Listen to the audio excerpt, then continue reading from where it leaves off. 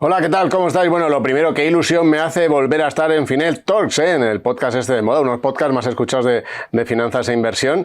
Este año, dejamos en esta temporada solo ahí a Antonio, pero desde luego que lo está dando todo y está haciendo un trabajo espectacular. Así que bueno, ya vamos a ir ya a la entrevista de la semana. Dejadme que salude a nuestro invitado de hoy. Pedro, ¿qué tal? ¿Cómo estás? Hola, ¿qué tal, Vicente? Encantado de saludarte, un placer. Pedro Santuy, que es director de ventas de ETF indexados de BNP Paribas Asset Management. Pedro, empezamos siempre esta entrevista pidiéndole a nuestros invitados, aunque yo te he hecho esa breve intro, que se presenten en 10, 15 segundos. ¿Quién es Pedro Santuy? Pues Pedro Santuy es un profesional de la industria de fondos de inversión con más de 25 años de experiencia, los dos últimos años trabajando para BNP Paribas Asset Management y como bien has dicho, pues encargado de la distribución de la gestión pasiva, tanto ETFs como fondos índices para la región de Iberia.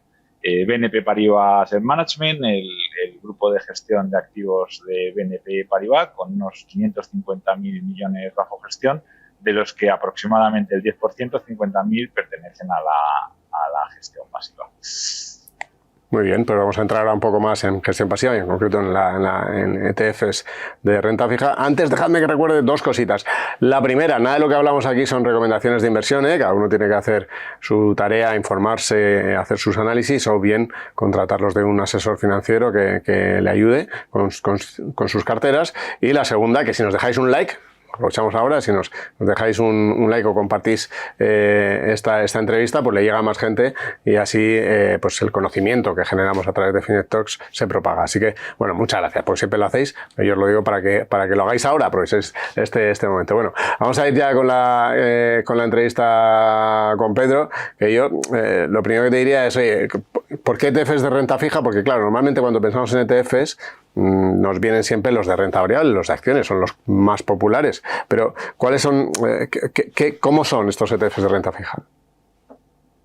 Y la verdad es que hay una muy buena razón para que se nos venga a la mente la renta variable como el principal activo de los ETFs, ya que recientemente hemos celebrado el 30 cumpleaños del vehículo de inversión, del ETF, y obviamente nacieron en la parte de renta variable, con lo cual pues lleva mucho más tiempo asentada la idea en nuestras mentes. Es verdad que la renta fija es otro activo que se está desarrollando mucho en los últimos años y una de las principales razones es que prácticamente desde 2011 hasta 2022 pues los tipos han estado en cero o en negativo y no invitaba a la innovación en el activo de la renta fija.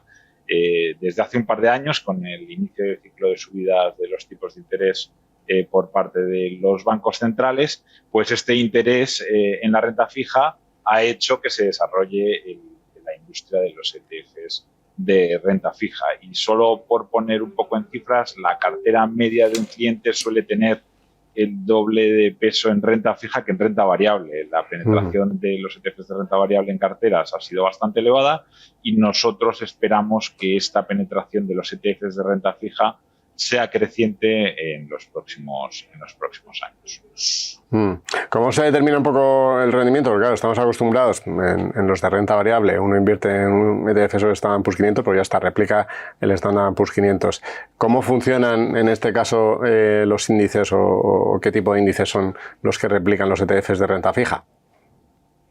En renta fija podemos estar hablando de diferentes tipos de activos. Podemos estar hablando de bonos gubernamentales, podemos estar hablando de crédito corporativo que emiten compañías, podemos estar hablando de índices combinados, que son los agregados, puede haber deuda de organismos supranacionales, puede haber deuda emitida por entidades locales. Al final se agrupan en diferentes familias. Las principales de ellas, pues podríamos decir que son la emisión de deuda gubernamental y la emisión de crédito corporativo. Estamos hablando de índices muy amplios. Un índice, por poner un ejemplo, de crédito europeo de calidad crediticia investment grade, de la mejor calidad crediticia, cuenta con alrededor de 3.600 emisiones dentro del índice. Si estamos hablando de emisiones agregadas globales, hay índices que tienen más de 20.000 referencias dentro de ellos. Pedro, una crítica muchas veces que se hace por los detractores de los ETFs de renta fija es que al final los índices se construyen de una manera que las compañías más endeudadas son las que tienen más peso en los índices. ¿Qué dirías? Al final, un índice es una representación de la realidad de un mercado. Por ejemplo, en renta variable hay una crítica similar y la crítica es que los índices de renta variable van a invertir un mayor peso en aquellas compañías que son más grandes por capitalización en ese momento, pero no las que mejor expectativas tienen en el futuro.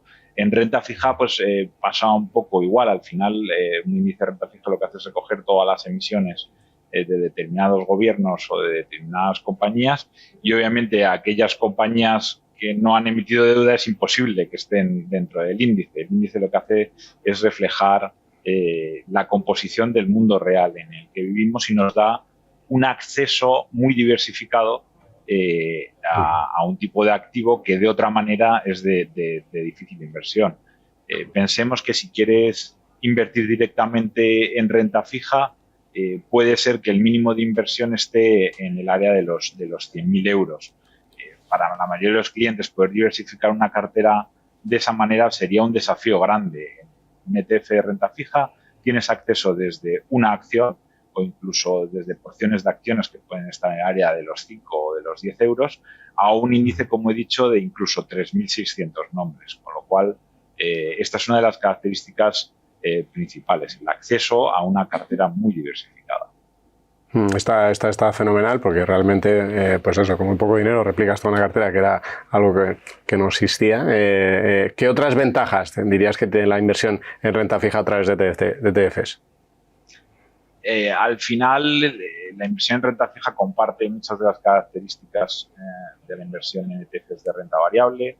Obviamente, la liquidez intradiaria son acciones que cotizan en mercado secundario y tú puedes comprar y vender cuantas veces quieras a lo largo de una determinada sesión. Otra de las principales características es la transparencia. Obviamente, la cartera a la que replica ese producto se va a publicar de manera diaria, con lo cual todo el mundo sabe a qué compañías o a qué gobiernos está expuesto y quizá una de las principales características es la eficiencia en costes. Los ETFs te dan acceso a una cesta de valores o de emisiones de renta fija a un precio ciertamente competitivo, que es mucho más competitivo que si tuvieras que invertir en cada uno de los valores o de las emisiones de renta fija que componen ese activo. Y quizá la última gran característica es la innovación. Se está evolucionando mucho en los diferentes subyacentes y en los diferentes índices de referencia y puedes encontrar índices de renta fija muy variados en todos los tipos que hemos hablado, segregados por calidad crediticia, segregados por región, puedes lanzar investment grade, puedes lanzar high yield, puedes lanzar emerging, puedes lanzarlo sobre bonos europeos, sobre bonos eurozona, sobre bonos americanos, o puedes acceder a índices agregados globales en los que está todo incluido. Con lo cual, la innovación es uno de los motores clave de la industria de ETFs y yo creo que es una de las claves por las que se ha producido un crecimiento en los últimos años de doble dígito que esperamos que siga ocurriendo de la misma manera. Una cosa, Pedro, en los de renta variable se habla mucho del porcentaje de gestores que no logra superar a los ETFs indexados de acciones. ¿Pasa lo mismo? ¿Hay datos similares en el mundo de los ETFs versus los gestores activos de renta fija? Obviamente se hace el mismo tipo de análisis y una de las claves aquí es la eficiencia en costes de la que hemos hablado. Normalmente estos rankings que comparan gestión activa con gestión pasiva, lo que vas observando es que a medida que vas aumentando el plazo de comparación, la gestión pasiva va ocupando un lugar más alto en el ranking. Y esto es un poco el resultado del interés compuesto. Al final, si los productos de gestión activa cargan unas comisiones de gestión más elevadas, si vas componiendo esa diferencia de costes a lo largo del tiempo, hace que para los gestores activos en el largo plazo sea más difícil ir batiendo a su índice de referencia. Ten en cuenta, si ponemos un ejemplo numérico, un ETF de renta fija que cobre 15 puntos básicos, 0,15%, si lo comparas contra un producto de gestión activa que pueda cargar un 1%, significa que el gestor activo, para empatar al ETF, tiene que generar 85 puntos básicos durante todos los años. Hay gestores activos que son estupendos y que lo pueden hacer, pero la dificultad de hacer ese trabajo se incrementa con el número de años que tomamos como muestra.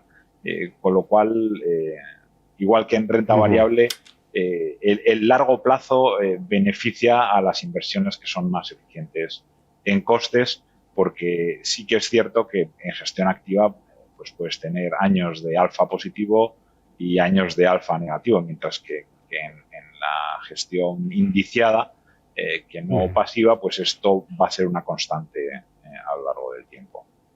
Además, claro, en teoría, como la rentabilidad esperada o teórica es menor en renta fija, con menor volatilidad también, pero claro, el porcentaje de la comisión supone un porcentaje mayor sobre la rentabilidad que es capaz de generar. Y tiene más influencia.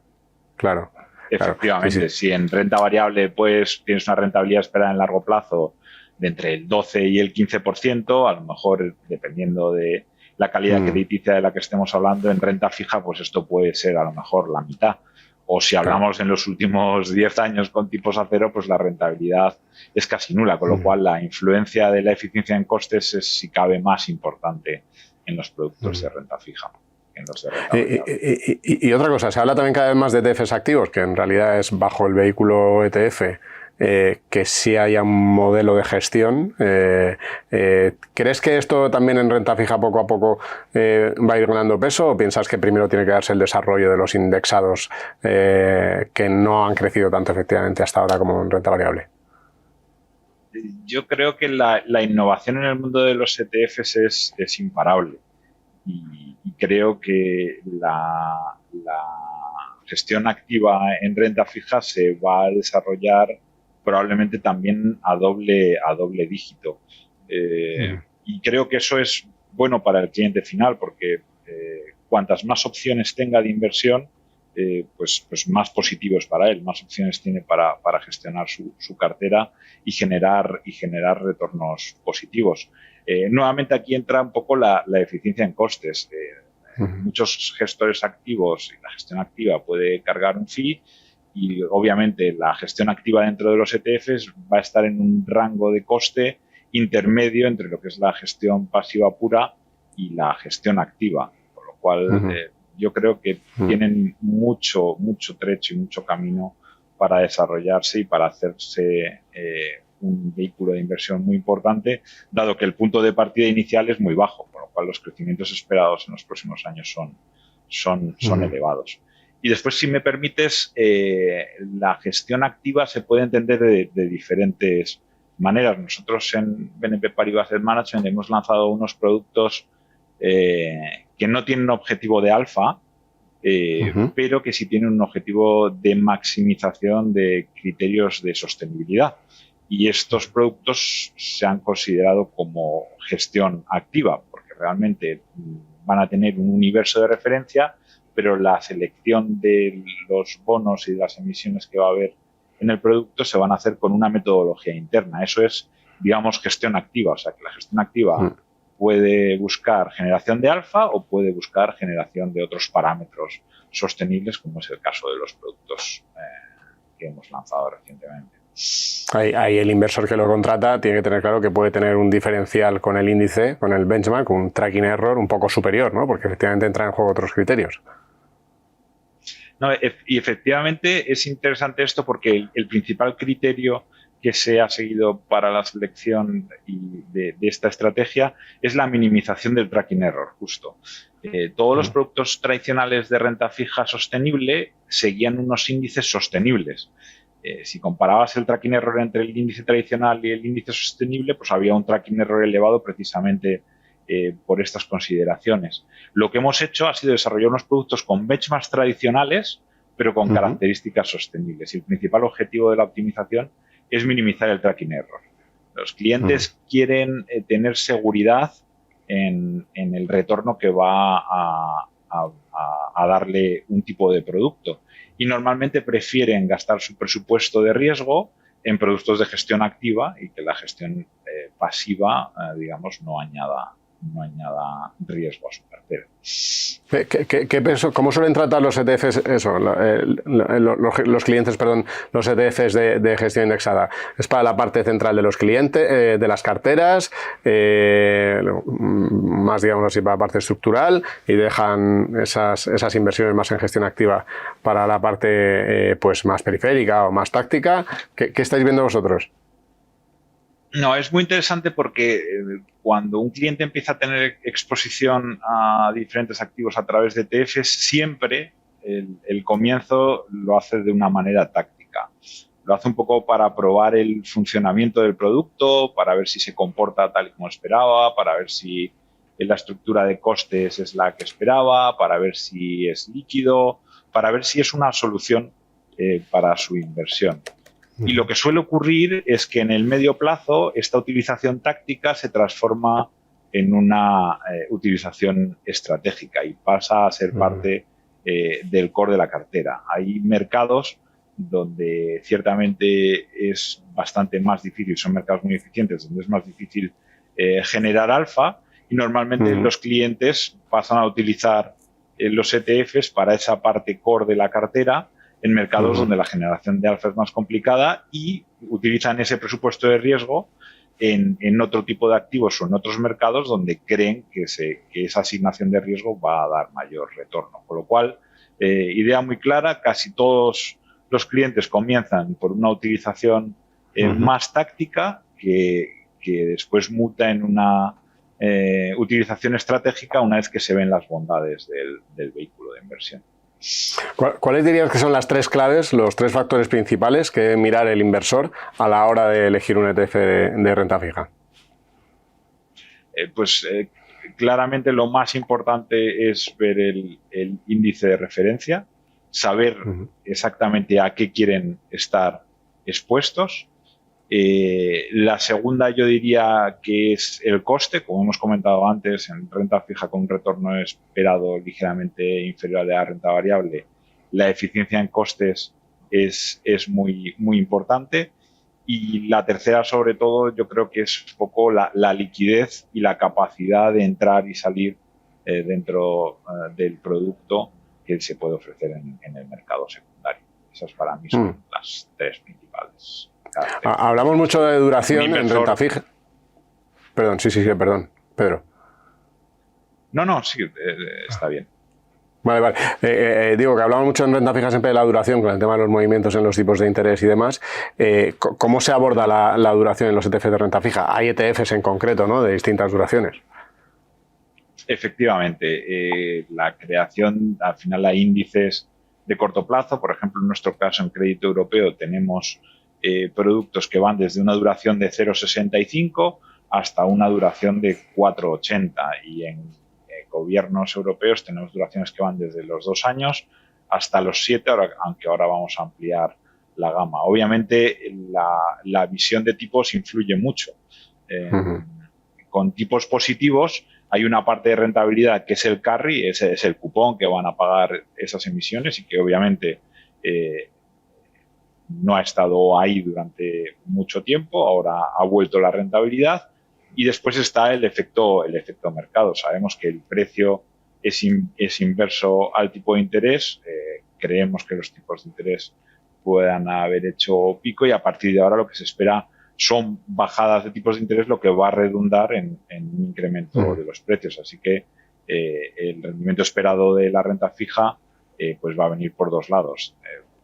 por el lado del cupón, del carry, y la segunda por el lado de incremento de precios por la bajada de tipos. Y obviamente aquí depende de la visión de cada uno, pues adquirir una duración mayor o una duración menor, pues va a ser clave en el retorno obtenido. Recordemos que la duración al final es la sensibilidad al movimiento de tipos. Cuanta mayor duración tengas en cartera, más sensible eres al movimiento en tipos, con lo cual una bajada de tipos pues puede ser muy positiva para duraciones largas. Y sin embargo ahora, en la situación en la que estamos, la curva está prácticamente plana o invertida, y en los últimos meses pues los mejores rendimientos han venido de la parte corta de la curva. Pero sí, al final todos los proveedores nos preocupamos por ofrecer todas las herramientas a nuestros inversores para que sean capaces de gestionar sus expectativas. Los cupones que van pagando los emisores los va recibiendo el ETF y los reinvierte, ¿no? Efectivamente, es reinversión. Así es como funcionan los índices de renta fija. Los índices de renta fija normalmente suelen rebalancear una vez al mes, y después, bueno, siempre hay técnicas para mejorar el rendimiento de los ETFs de renta fija. En crédito, por ejemplo, si sabes el funcionamiento del fondo, del índice de referencia, y sabes que las nuevas emisiones durante ese mes se van a incluir a final de mes, pues normalmente ir al mercado primario, aunque estés incluyendo algo de volatilidad extra, que en el caso de la renta fija es bajo, pues va a redundar en una ligera generación de valor, porque lo vas a obtener a un mejor precio en el mercado primario que en el rebalanceo de final de mes, donde toda la gente que sigue ese índice va a estar comprando ese activo. O sea, que hay diferentes maneras de generar cierto valor, aunque sean estrategias de gestión pasiva. Porque todos los ETFs son de acumulación, ¿o también los hay de distribución, que van distribuyendo periódicamente el cupón? Los hay de acumulación y los hay de distribución. Sí. Aquí al final también es cubrir la demanda de nuestros clientes. Hay clientes que tienen mucho interés en recibir una renta mensual o una renta trimestral, y bueno, normalmente para la misma estrategia suele haber productos tanto de acumulación como de distribución. Aparte de diferentes divisas. Entiendo que el cliente sobre todo busca acumulación, pero hay un porcentaje que también quiere esa distribución, ¿no? Sí, efectivamente. Vale. Un par de preguntas ya. Como puedan ser planes de pensiones, unit links o clientes finales que tienen unas necesidades de rentas periódicas y que prefieren adquirir productos de distribución. ¿En qué tipo, ya para ir terminando, en qué tipo de productos estáis viendo ahora más demanda? ¿En qué tipo de ETFs? Desde más o menos el verano pasado hemos visto un creciente interés por el crédito corporativo europeo investment grade, de máxima calificación crediticia. Esto ha sido así durante, como digo, los últimos 3 trimestres. En principio en duraciones algo más bajas, duraciones entre 2 y 3, y lo que hemos estado detectando en los últimos 3-6 meses es que los clientes han ido incrementando la duración de sus productos, tanto en crédito como en gobiernos. Y también hemos empezado a ver algo de apetito por high yield y por emergentes, porque bueno, se piensa que quizá una bajada de tipos pues pueda ser muy beneficiosa para todo ese tipo de emisiones de países que están muy endeudados o de compañías que quizá tengan algo más de riesgo, y que si finalmente se materializa el soft landing, pues el riesgo de impago pues vaya a ser más bajo. Con lo cual hemos empezado a ver algo de flujo en ese tipo de productos en los últimos meses. Muy bien, y la última pregunta es una pregunta que hacemos a todos los invitados de Finet Talks de este podcast, que la respuesta depende de hasta dónde quieras y te puedas arrojar, pero siempre preguntamos, si tuvieras que invertir, sin ser ninguna recomendación de inversión, por supuesto, es la opinión solo de Pedro, si tuvieras que invertir en un activo de aquí a 10 años, ¿qué elegirías y por qué? Pues seguramente sería un producto de gestión pasiva. Y la razón es la eficiencia en costes y el poder del interés compuesto. Eso puede generar mucho valor. Y después, para no entrar en apuestas muy específicas, creo que el MSCI World lo ha hecho estupendamente en los últimos años.